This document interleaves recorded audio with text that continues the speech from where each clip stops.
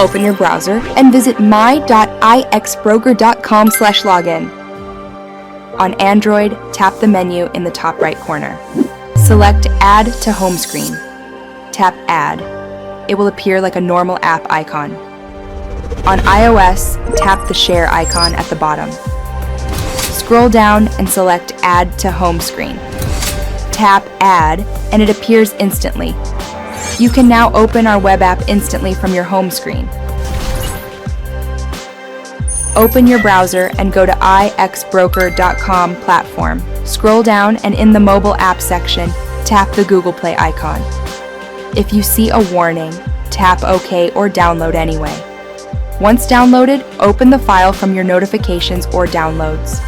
If prompted, enable install from unknown sources in settings.